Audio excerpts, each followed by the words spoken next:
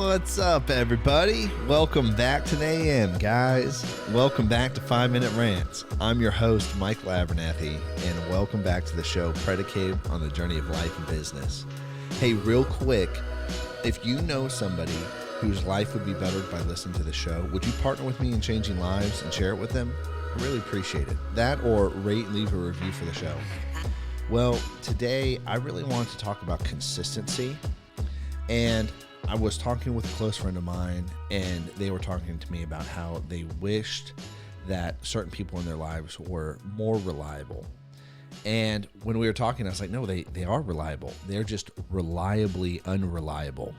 And I think especially in leadership, when you're looking at your team or when you're working with people, and this is the same thing in general in life, all people are really consistent. Right? They can consistently be trusted or they can consistently not be trusted. And as a person, it's up to you to decide which person you want to be. Can I be trusted?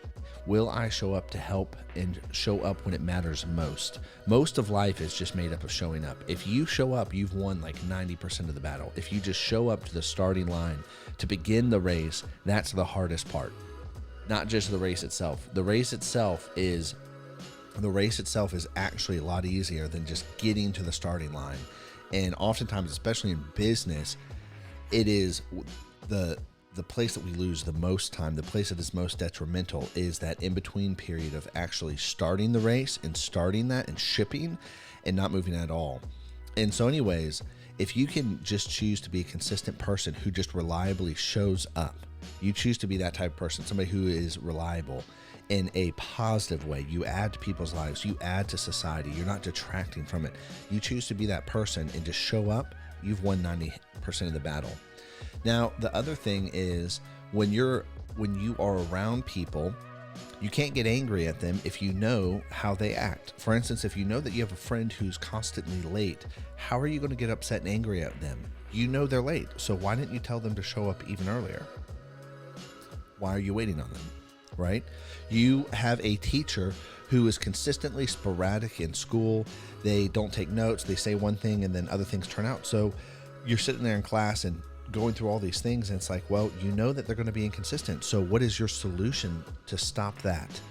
To stop the inconsistency from hurting your life? See, you build solutions and solutions include boundaries. Solutions include actual processes, different frameworks to stop those things from happening in your life and for your life to move forward. And so if you know that somebody is not reliable, if you know that somebody is not trustworthy and you continue to trust them, it's your fault.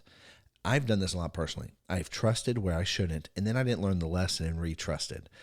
And at that point, it's like all of this is my fault. And not saying that people cannot change or that people cannot grow and choose to be something different. They can. The point of what I'm trying to say is this: instead of just wishing somebody was reliable under your definition, you need to look and see that they're reliably unreliable, and they've proven themselves that way. And if you begin to look at that, you're like, oh, I can plan for that. If you know that you have team members who are inconsistent with their work and don't finish on time, you can plan for those things. If you run a team and you know, or if you're actually under somebody running a team and you know that there's a lot of inconsistency, you can plan for those things. You can have conversations. You can become part of a team and actually part of help building the team in a better way. And I'm saying all of this because it comes really back to the belief and the understanding that life is in your control. Your life is going to be whatever you want it to be. You get to build it the way you want to build it. You get to execute and do the things that you want to do in life. Oftentimes, though, we find ourselves like being like, oh, well, somebody else is in control. I have a boss. I have to listen to them. Yes, but you've made the decision to work there. And whether that decision was predicated on achieving your goals or not, or whether it was just like, oh man, I need to pay some bills. The point is this: you are responsible for planning out your life and coming up with the steps to get you from point A to Z. And you can have whatever you want. You can really build the type of life that you want. You can have the type of friends you want. If you are hanging around with friends that are inconsistent, don't add to your life. You're in charge of your friend group. And I think it's so important to just see this, that people are going to be people. And if you know who they are, they're going to consistently be who they are, unless they're really known for change and growth. Anyways, guys, just some different, a different take on things today. I'm out of time, so I'll catch you later. Peace.